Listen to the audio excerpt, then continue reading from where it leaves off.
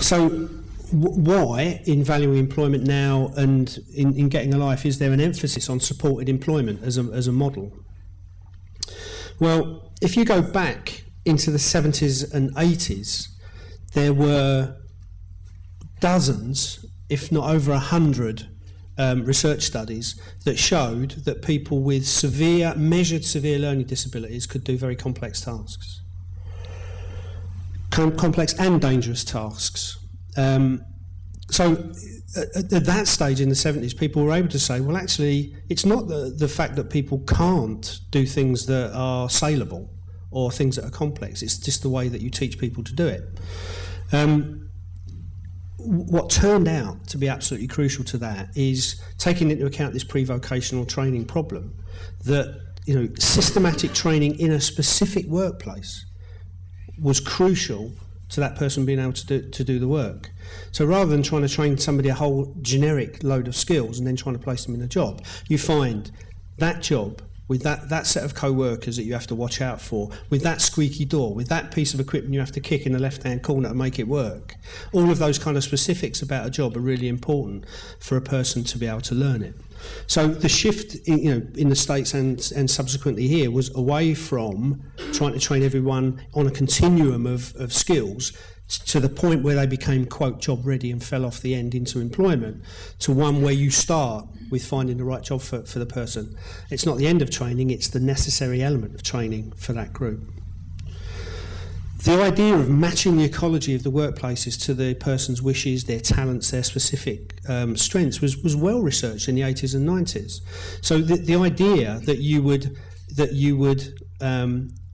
go out and find the right job for that person and conceptualise the job in a much wider set of contexts than just tasks of the job. So it would be about the social environment, the productivity environment and all of those elements, and trying to match it across quite a wide dimensions of things, rather than finding a job and trying to put somebody into it. Absolutely essential part of it.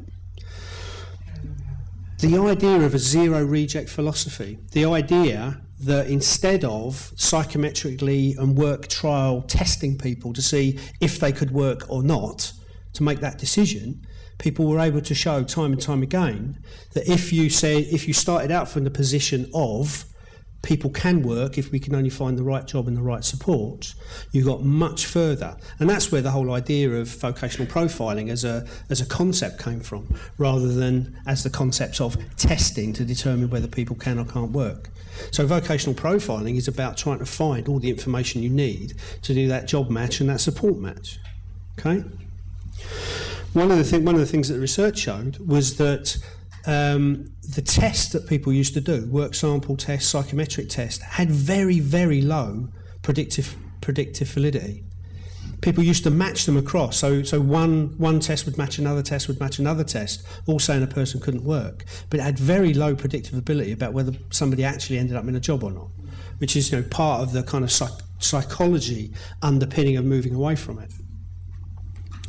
When you put those together with a whole set of techniques around the employer, positive marketing, understanding the perspective of the employer, so that this that the pitch is one that matches the criteria that the employer wants. All of that came together to be called supported employment, and it's really important to understand and be critical of the word supported employment to understand what it contains and what it means.